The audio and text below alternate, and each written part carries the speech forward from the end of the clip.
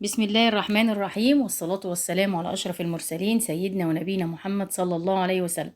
ازيكم يا جماعة؟ عاملين ايه؟ يا رب تكونوا بخير. وحشتوني كتير كتير كتير زي ما بيقولوا كده، قد البحر وسمكاته. انا بقالي كتير ما نزلتش فيديوهات، فقلت بقى ايه النهارده اقوم بقى اصور معاكم. وقلت اول مرة اعمل سمك معاكم على القناة، فقلت لازم اصور. كنت هنا جايبه السمك المكاريلي دوت، غسلاه غسله حلوه، وشطفته كده ونقعته بملح وليمون، وبعدين ايه شطفته تاني عبال ما جهزت له الخضار ده. كنت مجهزه بقى ايه بصل وطماطم وفلفل فلفل حراق وبارد، وحبه كزبره خضراء. وايه قلت كان المفروض ابقى احط معاه جزر، بس بصراحه ما لقيتش جزر عندي، فانا قلت ايه مش مهم بقى الجزر. قطعت الجزر، قطعت البصل زي ما انتم شايفين كده كله جوانح، وحبيت ايه حبة طماطم كده او حبيتين طماطم حلوين. انا مش بكتر في الطماطم، يعني حطيت 2 او 3 بالكتير. قلت اعمل له التتبيلة بتاعته كده، ومقطعاه سنجاري فاتحاه من ظهره. وقلت ايه احطه في الفرن وكده، نعمل معاه حبة رز حلوين، حبة سلطة، ونعدي اليوم بتاعنا كده ايه بخير. صلوا على النبي يا جماعة، ووحدوا الله، وقولوا لا اله الا الله محمد رسول الله. كل سنة وانتم طيبين يا جماعة، وعاملين ايه؟ انا معلش اتأخرت عليكم في الفيديوهات، بس والله غصب عني كان عندي ظروف، بس الحمد لله عدت على خير وكده. فقطعت بقى الطماطم، وقطعت فلفل، وقطعت حبة خضرة، وحطيت ليمون وخل. هتشوفوا معانا ايه كل اللي انا بعمله دلوقتي. معلش يا جماعة والله انا البرد تعبني من بعد العيد، وانا الكحة دي مسكاني مش راضية تسيبني، بس الحمد لله يعني. هنا بقطع بقى الفلفل، بس حطيت فلفل كان طلع مولع حراق جدا، بس الحمد لله عدى على خير، لان حمد جوزي مش بيحب الحاجه الحراقه، بس اتعدت على خير الحمد لله.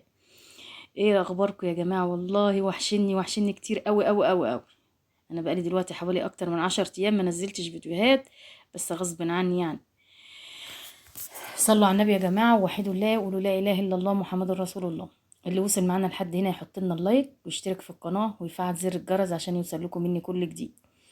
حبة كزبرة خضراء مع فلفل الأخضر، وحبة فلفل أسمر. حط بقى فلفل أسمر وملح وزيت وليمون وخل. والمفروض كنت حطيت جزر، بس أنا ما لقيتش عندي جزر، فقلت خلاص مش مشكلة. كله بقطعه كده زي ما انتم شايفين زي السلطة، يعني أنا بقطع كله زي السلطة. حطيت بقى الملح، وهنا هعصر الليمونة. عاملين يا جماعة في الجو اللي احنا فيه دوت، الجو دلوقتي عمالة يعمل برق كده ورعد، ومش وهوا وعفار، ومش عارفين يعني إيه، احنا في الشتاء ولا في الصيف ولا في ايه بالظبط. هنا بقى حطيت حبة زيت، وحطيت حبة خل والليمونة. حط بقى حبة توابل، كمل توابل تاني بقى ايه كانت في المطحنة وكده، ما كنتش حطاها في العلبة فقلت اكمل منها. قلب كله على بعضه، بقطعه كله زي السلطة كده. لو كان عندي جزر كنت بشرت الجزرايه معاهم وكده، الجزر بيخليه جميل برضو، زي بتاع المحلات بالظبط. انت لو رحت جبت السمك السنجاري ده من عند اي حد، هتلاقي الخلطه دي كلها فيه. دي عندي التوابل بتاعتي كلها كده، بتبقى كلها على بعضها بحط منها. صلوا على النبي يا جماعه، ووحدوا الله، وقولوا لا اله الا الله محمد رسول الله. هرصهم بقى في الصاج. ايوه كده انا برص واحده وعكس واحده. السمك المكاريلي ده يا جماعه ما كنتيش تاخدي بالك منه بيتهري، مش عارفه ليه بصراحه، بيتهري جامد قوي. هنا بقى بحط حبة تحت السمكية، عشان السمكية ما تلزقش في الصاج كده. هتشوفوا معايا دلوقتي وانا بطلعه بعد ما يستوي، هتشوفوه هيبقى عامل ازاي وكده، يبقى طالع جميل. حط حبة تحت السمكية واحطها، منها برضو تدي طعم، وفي نفس الوقت ما تلزقش في الصاج، وتيجي تشيل السمكية تطلع معاكي سليمة كده وحلو. حط كل التوابل عليها على السمكية عشان تاخد ايه، تدي من التتبيلة بتاعتها لبعضها وكده. معلش بقى، انا قلت الروضه انت هنا مش ظابطه ايدك في التصوير يا روضه، ايدك مش جايباني كويس. فقالت لي، قلت لها لا انت مش واخده بالك من التصوير حلو.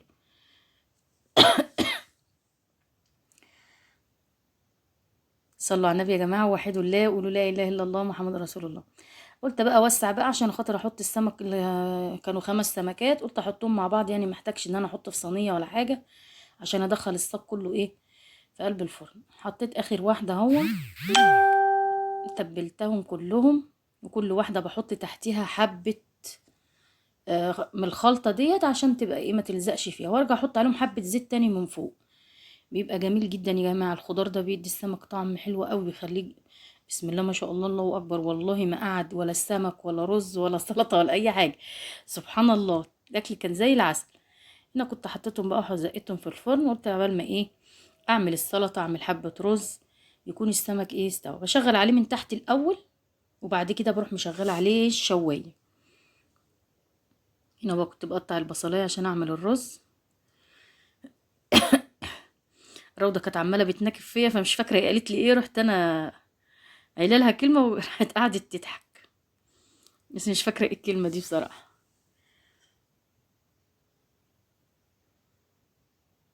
اه بتقولي هتعمليه بزيت، بقول لها هعمله بزيت دابر امله.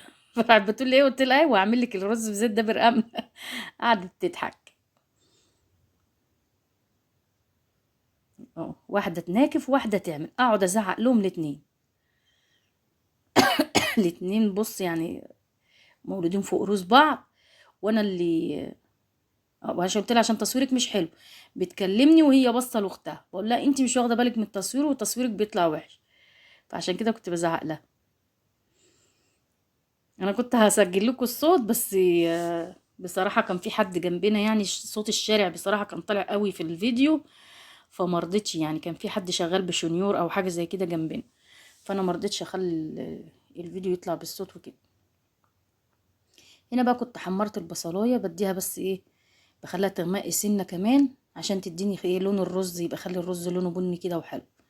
وفي نفس الوقت ما بكترهاش، يعني مش هحرقها. البصلايه لو اتحرقت وزادت وحمرت قوي وغمقت بتتمرر، بتخلي طعم الحاجه تبقى مره. كده حلوه قوي، هيديني لون بني حلو خفيف كده، وفي نفس الوقت يعني ايه طعمه حلو.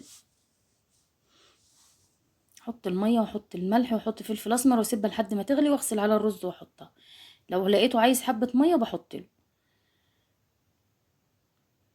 حطيت الملح وفلفل اسمر، مفيش اي حاجه تاني.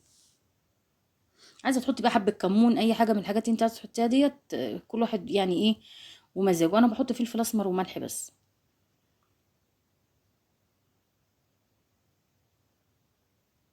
اللي وصل معانا لحد هنا يا جماعه يحط لنا اللايك ويشترك في القناه ويفعل زر الجرس عشان يوصل له كل جديد. هنا بقى الميه كانت غليت، فانا رحت دقتها يعني عشان اشوف الملح بتاعها، لقيت ملحها مظبوط، رحت حاطه الرز على طول. بسم الله ما شاء الله، انا حاطه حوالي نص كيلو رز، بسم الله ما شاء الله، يعني اتاكل والله ما عادش منه حبايه. اهو خلصت بقى الرز وخلصت السلطه وخلصت كل حاجه، وقلت بقى نغرب بقى عشان ناكل. البنات كانوا رنوا على حمدي وايه وجيها على طول، وانا لسه ما كنتش غرفت، فقلت يلا بسرعه كده عشان ابوكم عشان هينزل يروح الشغل تاني. شوفي بقى بيطلع معايا على طول سهل ازاي، عشان حبه الايه التتبيله اللي انا حطيتها تحت السمك. يعني الحروف النشفت دي بعيد عن السمك خالص. فانا بقى لو ما كنتش حطيت التتبيله دي كانت هو نشف من تحت، وكنت اجي اطلعه هلاقيه مهري. فحبه التتبيله دول بصراحه بيحافظوا عليه ويخلوه يطلع حلو. اه بيطلع معايا على طول وجميل. صلوا على النبي يا جماعه ووحدوا الله، وقولوا لا اله الا الله محمد رسول الله. اللي وصل معانا لحد هنا يحط لنا اللايك ويشترك في القناه ويفعل لنا زر الجرس عشان يوصل لكم مني كل جديد. ما تنسناش في اللايك يا جماعه بالله عليكم، اللايك بيرفع الفيديو عشان ايه نعلى كده شويه، لان بصراحه المشاهدات يعني ايه ضعيفه قوي معايا اليومين دول، بصراحه مش عارفه ليه. بصوا يا جماعه الرز جميل ازاي، فلفل وجميل، وكان طعمه حلو جدا، عجب حمدي قوي بصراحه.